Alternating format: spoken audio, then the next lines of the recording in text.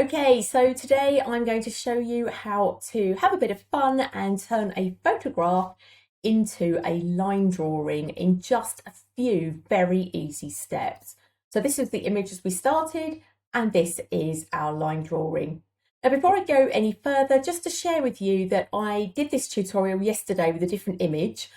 I really messed it up. I ran into a few problems, and I wanted you to have the opportunity to see how I got myself out of trouble and what I realised as I went along. So I've made that into a video anyway, and the link to it and where it is in the description for this one. So it's there if you want it. Okay, so without further ado, let's move this group underneath my layer and turn it off. So here we are back at the original. Not a great photograph, I agree. Funny angle, mostly because right here is the Bewley River, and if I'd stepped backwards, I would have fallen into a bog. So I still haven't quite figured out how to photograph this without doing that. So at the moment, this is what we've got to work with. So let's duplicate our layer with Command or Control J. And we want to make this black and white because obviously a line drawing is going to be black and white. So I'm going to grab myself an adjustment layer. And there is my properties box. I'm just going to close that out for now because I don't really want to make any black and white adjustments just at this moment. So coming down onto the top layer, so notice we've got two layers, both turned on. We are going to need both of them because we're going to be blending them together. So make sure you've got the top layer selected and you want to invert it. So that's Command or Control I to invert. And we're then going to make this colour dodge. So the top layer is now inverted and we've put the colour dodge blend mode on it, leaving the opacity and fill at 100%.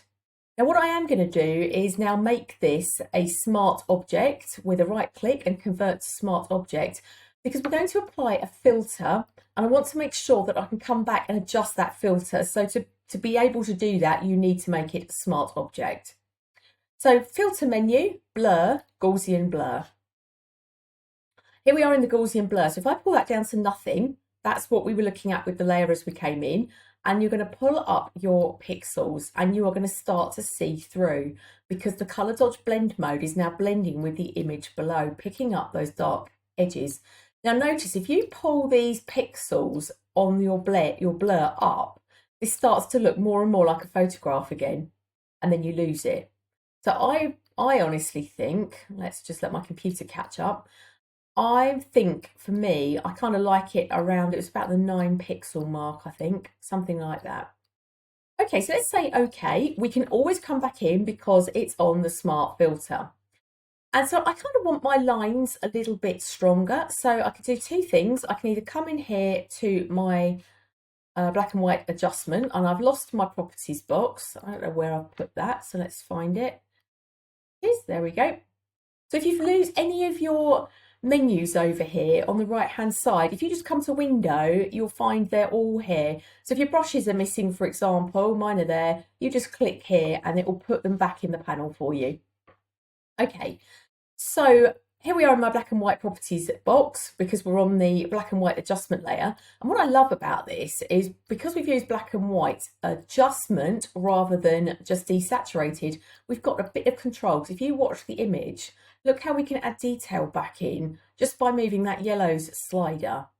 I'm just going to adjust my greens, nothing going to be going on there. I'm just watching to see what's happening with the luminance, and you can just see where you want some detail and what works for you, because every single image is going to be different. So kind of, I don't think I really want the blue added back quite like that. I think the problem is we want a bit of a stronger line. So love what that's doing to my boards here. Let's just put that, leave that there. That will do us. Okay, so right, so that's not exactly how I like it. So what I'm going to do is create a stamp layer, which is Command Option Shift and the letter E if you're on a Mac. If you're on a PC, that will be Control Alt Shift and the letter E. So this has created a stamp layer, which is a gathering of all this information onto one layer, but without flattening anything. So let's make this a smart object again.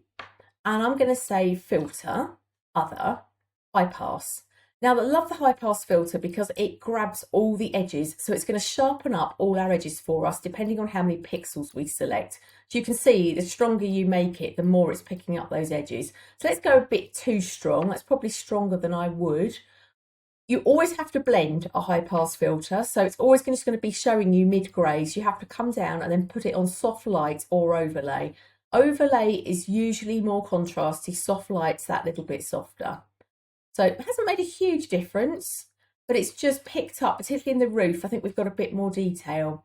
There's just one thing I would add to this to just, again, I'm just wanting to sharpen up and make that black line a little bit stronger, and that's grab a levels adjustment. Open my properties box. So here we've got levels adjustment at the top here, and I'm just going to move my sliders around a little bit. Let's just see if we can get this looking a bit stronger. And I want the blacks just a little bit black. I kind of want this texture back a little tiny bit. So maybe pull that right the way down even. It's up to you how the effect that you're trying to create. And you can see how details coming and going depending on where I'm putting those midtones. And let's close that. So what we could do is come back into our Gaussian blur. And if we pull the blur down now and just adjust and tweak each layer, you can get that looking, oh, too much, don't like that, it's gone a bit too far. Get that looking exactly as you want. So I hope you found that useful. It's a kind of fun technique. And don't forget, you could come in here and put a gradient map over the top. You could put your image back over the top and then pull some colour through by using the blend modes, maybe add a texture to it, or even blank layers and colour it in.